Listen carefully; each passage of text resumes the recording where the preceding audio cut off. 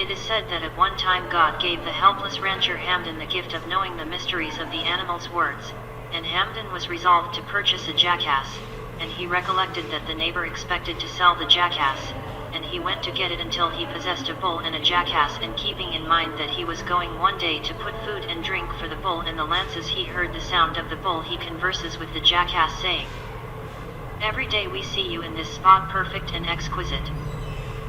You eat huge amounts of grain and continue playing and playing without your back tasting the flavor of a stick or a cranberry, and if your companion needs you, it is just for a short excursion, so congrats to you on the best of luck. However, I am heartbroken, for my karma bitter. I nearly passed on from exhaustion, much the same as you. You nearly kicked the bucket from rest." The jackass took a gander at him and chuckled, while the bull proceeded with his discourse in its sharpness and my deplored. "Every day I go to the field to furrow the land, and put ropes in my neck and keep the heaviest burdens. What's more, my feet stall out in the mud. So I discover only the stick and the beating. So the furrow is more grounded again until the sun says goodbye to Mr. Hamden's field. What's more, the bull restores, the sturdy, depleted, died.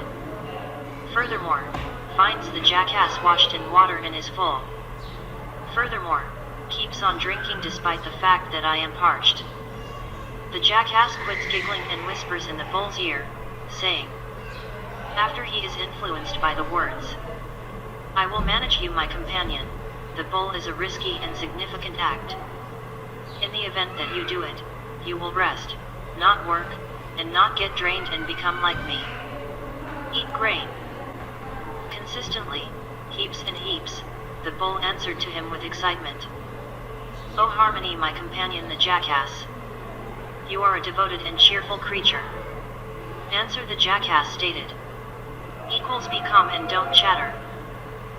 You should in the first part of the day, when they put ropes and harnesses in your neck, lie on the ground and close your eyes and take out from your mouth the tongue, and on the off chance that they hit you, you beat yourself and proceed with the stunt until they believe that you are debilitated and your well-being is sick, and on the off chance that you get up after some time, you unearth the means and rests again without a prohibited until they are confounded about your issue and they specialist orders you to rest in sluggishness and salute me on nectar, and at whatever point they put some higher for you for horse feed, don't move toward it until they come to you with the beefy beans and feel that you are powerless and poor, and keep on doing as such without changing or exchanging a day or two." The bull giggled and stated, "Rather stayed a month or two, at that point total the jackass. With this you will be liberated from the difficult work and hard exertion to appreciate with me in this sluggishness." The jackass and the bull giggled, and they didn't realize that Mr. Hamden had heard all the words. What's more, knew a mystery the stunt, and he started to think about an elective strategy, uncovering this issue and giving the two companions a valuable exercise. The morning came, and the sun's beams spread over the ghettos and fields. Also, Mr. Hamden began hauling the bull, who started to execute the stunt. So he strolled to the field, and afterward on the ground, he nodded off. What's more, at whatever point he rose on his feet he fell and nodded off. So Hamden got back with him to the house and put food and drink for him, and the bull shrouded its satisfaction and nearly expressed gratitude toward the jackass for his thought. At that point the rancher Hamden said in a perceptible voice, "As long as the bull is weary, there is no issue with taking the jackass to work rather than it in Gittin, until God is restored." Ali the helpless bull, and the jackass face yellowed and nearly blurred from the ghastliness of shock. What's more, he was furious and irate at the words, while the bull lay on the ground in complete quietness. The jackass went to the field and worked rather than the bull. At the point when he returned, he turned out to be worn out and kicked with his feet and moved toward the bull that lay on the ground after he had eaten, drank, and washed with water.